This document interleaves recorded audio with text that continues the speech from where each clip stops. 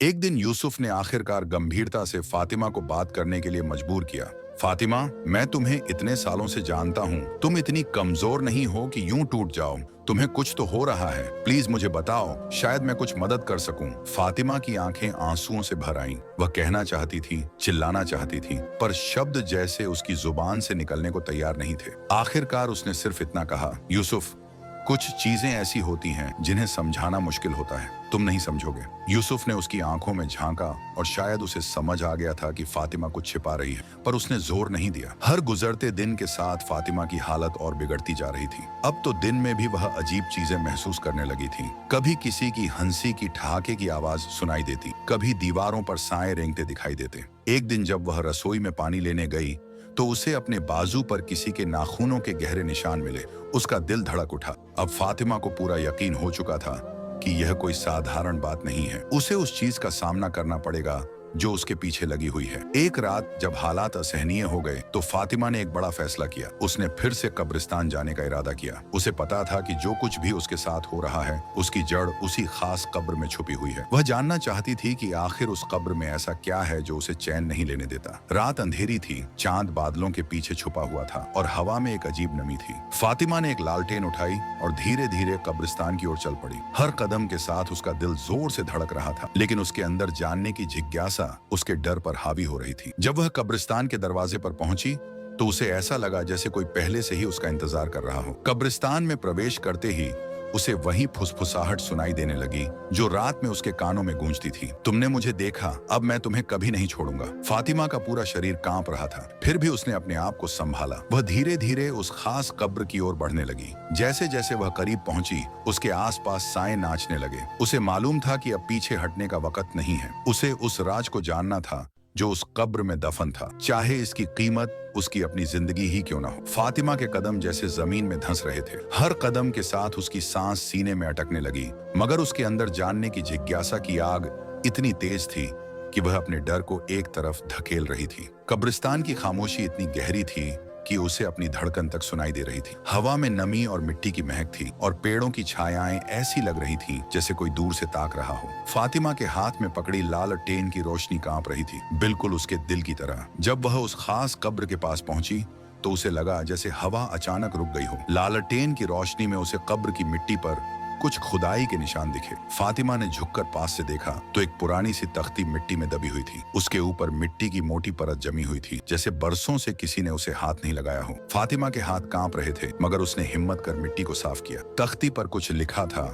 जो वक्त के साथ धुंधला हो चुका था, लेकिन जो शब्द उसकी आंखों ने पढ़े वे उसके दिल को दहला देने के लिए काफी थे। जो देखता है वह मरता है, जो भूलता है वह बच जाता है। फातिमा की आंखों में डर की एक लहर दौड़ गई। उसके दिमाग में अनगिनत सवाल गूंजने लगे। क्या इसका मतलब यही है कि जो भी इस कब्र के राज को जानने की कोशिश करता है वह अपनी जान गंवा देता है? क्या वह खुद भी मौत के दरवाजे पर खड़ी है? वह घबराकर पीछे हटी, लेकिन जैसे ही उसने मुड़ने की कोशिश की उसे लगा किसी ने उसका बाजू पकड़ लिया। वह चीखना चाहती थी, मगर आवाज उसके गले में ही दब कर रह गई। उसने पलट कर देखा, मगर वहां कोई नहीं था। उसकी सांस उखड़ने लगी। वह लड़खड़ाते कदमों से कब्रिस्तान के दरवाजे की तरफ भागी, मगर हर तरफ साए मंडरा रहे थे। पेड़ों की शाखाएं ऐसे हिल रही थीं जैसे किसी ने उन्हें झकझोर दिया हो। वह जल्दी से कब्रिस्तान से बाहर निकली और रोती हुई अपने घर पहुंच गई। घर पहुंचकर उसने दरवाजा बंद किया और जोर जोर से सांस लेने लगी। उसका पूरा शरीर कांप रहा था, आंखों से आंसू लगातार बह रहे थे। वह समझ नहीं पा रही थी कि आखिर उसके साथ क्या हो रहा है। उसने सोचा कि अब वह किसी से बात करेगी, लेकिन किससे?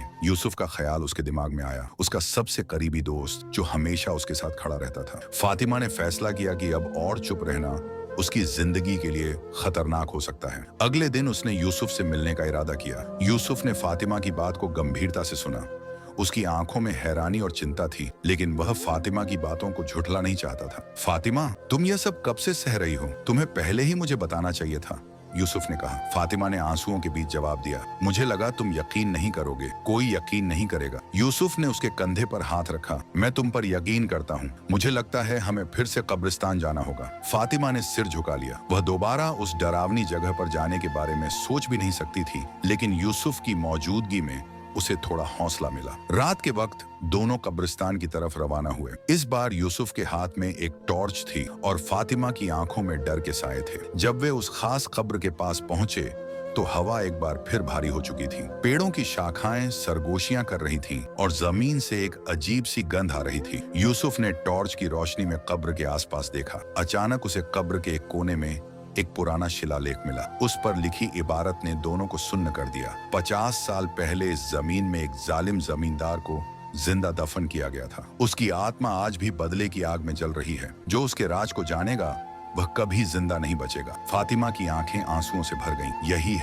यही वह है जो मेरे पीछे पड़ा है, उसने कांपते स्वर में कहा। यूसुफ ने उसका हाथ थामा। हमें इसका कोई हल निकालना होगा। लेकिन यूसुफ को नहीं पता था कि वह खुद भी अब उस साए की नजर में आ चुका है। जैसे ही उन्होंने कब्र के पास से हटने की कोशिश की, हवा में एक जोरदार चीख गूंजी। फातिमा की आंखों के सामने सब कुछ धुंधला होने लगा। यूसुफ ने फातिमा को धक्का देकर भागने को कहा। मैं तुम्हें छोड़कर नहीं जाऊंगी। लेकिन यूसुफ ने उसे जबरदस्ती धक्का दिया और चिल्लाया, ये तुम्हें भी मार डालेगा। फातिमा बेबसी से देखती रही जब एक काला साया यूसुफ के इर्द गिर्द लिपट गया। यूसुफ की चीखें रात की खामोशी में गूंजती रही और फातिमा बेबस खड़ी देखती रही। आंसू उसके गालों पर बह रहे थे। जब साया गायब हुआ तो यूसुफ जमीन पर निष्प्राण पड़ा था। फातिमा का दिल जैसे किसी ने मुट्ठी में भींच लिया हो। उसकी आत्मा चीख रही थी मगर शब्द उसके होंठों पर नहीं आ रहे थे। यह मंजर एक पुराने मुगल कालीन मकबरे के बाग में हुआ था, जहां ऊंचे ऊंचे गुंबदों और नक्काशीदार संगमरमर के मकबरों के बीच सन्नाटा पसरा था। चांद की रोशनी में मकबरों की छायाएं और नंगी शाखाएं डरावनी लग रही थी। लेकिन यह जगह मुगल कालीन थी। यूसुफ की कुर्बानी ने फातिमा को तोड़कर रख दिया था। उसकी दुनिया बिखर चुकी थी मगर उसकी आंखों में अब आंसुओं की जगह एक नया संकल्प था। फातिमा जान चुकी थी कि अब पीछे हटने का सवाल ही पैदा नहीं होता। उसने फैसला किया कि वह इस साए के राज को पूरी तरह जानकर ही रहेगी। यूसुफ की मौत ने उसे तोड़ने के बजाय और मजबूत बना दिया था। उसने मकबरे की तरफ देखा और उसके दिल में एक ही जुमला गूंज रहा था, अब तुम बचकर नहीं जा सकते, मैं तुम्हें खत्म करके ही दम लूंगी। उसकी तलाश उसे शहर से बाहर एक पुराने दरवेश के आस्थाने तक ले गई, जो अनदेखे रहस्यों को जानने का हुनर रखते थे। यह आस्थाना एक मुगल कालीन मकबरे के पास बना था। लोग वहां जमीन पर कालीन बिछाकर प्रार्थना कर रहे थे और हवा में एक रहस्यमयी शांति थी। जब फातिमा वहां पहुंची तो उसकी हालत बिगड़ी हुई थी। आंखों के चारों ओर काले घेरे, थकान और बेबसी उसके चेहरे से साफ झलक रही थी। दरवेश ने एक नजर में उसकी स्थिति को भांप लिया। बेटी, तुम्हारे दिल में जो तूफान चल रहा है मैं उसे महसूस कर सकता हूं। बताओ, क्या दुख है तुम्हें? फातिमा ने कांपती आवाज में सारी बात सुनाई।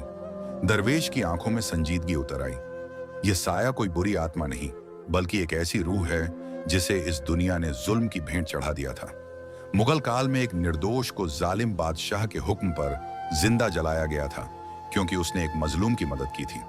उसकी रूह आज तक सुकून की तलाश में भटक रही है। इसकी ताकत का राज उसकी कब्र में दफन एक ताबीज में है, जो उस मकबरे के नीचे छुपा है। जब तक वह ताबीज वहां रहेगा, इसकी ताकत खत्म नहीं होगी। लेकिन याद रखो, उसे निकालना आसान नहीं। हर बार जब तुम करीब जाओगी, वह तुम पर हमला करेगा। फातिमा की आंखों में आंसू आ गए। मैं यूसुफ को खो चुकी हूं, अब मैं और किसी को नहीं खोना चाहती। क्या यह सब खत्म नहीं हो सकता? दरवेश ने गहरी सांस ली।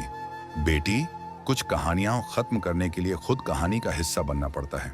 फातिमा ने हिम्मत बांध ली। उस रात वह मकबरे के बाग में वापस जाने के लिए तैयार थी, लेकिन इस बार वह पहले जैसी नहीं थी। इस बार उसके दिल में एक अज़्म जल रहा था। उसके हाथ में एक बेलचा था और उसकी आंखों में आंसुओं की जगह अब जीतने की ख्वाहिश थी।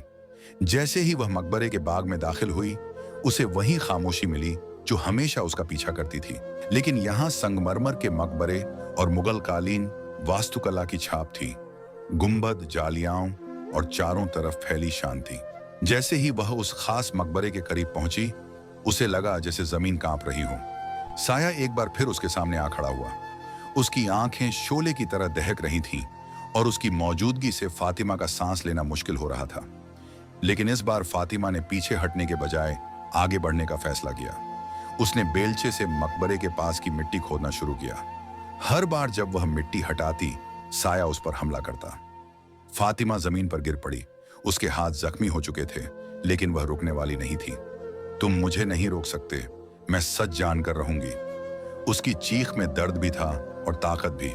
आखिरकार जब मकबरे का कुछ हिस्सा खुल गया तो फातिमा को एक चमकता हुआ ताबीज दिखाई दिया। उसके चारों ओर एक अजीब सी रोशनी थी, जैसे वह किसी और दुनिया की चीज हो। लेकिन जैसे ही फातिमा ने उसे छूने की कोशिश की, साया पूरी ताकत के साथ उस पर झपट पड़ा। इस बार फातिमा को करीब से उसकी शक्ल दिखाई दी। वह एक जलती हुई शबीह थी, एक ऐसा चेहरा जो दर्द में डूबा हुआ था। आंखों में आंसुओं की जगह शोले थे और लब्बों पर चीखें। फातिमा के दिल में पहली बार रहम की लहर उठी। ये कोई बदरूह नहीं थी, ये कोई जालिम नहीं था, ये तो एक मजलूम था जो इंसाफ के लिए तड़प रहा था। तुम कौन हो? तुम क्या चाहते हो? फातिमा की आवाज में अब नरमी थी। साया रुक गया, उसकी आंखों से शोले कम हो गए, उसके लब कांपने लगे। मैं वह हूं जिसे बेगुनाह मारा गया।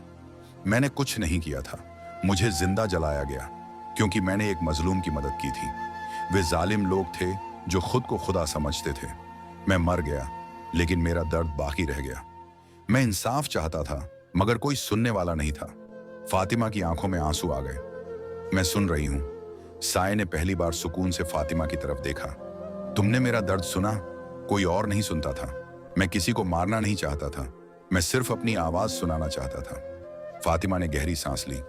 मैं तुम्हें आजाद करना चाहती हूं, लेकिन तुम्हें भी सबको माफ करना होगा जिन्होंने तुम पर जुल्म किया। साये के चेहरे पर दुख की एक लहर आई। मैं माफ नहीं कर सकता, फातिमा ने नरमी से कहा।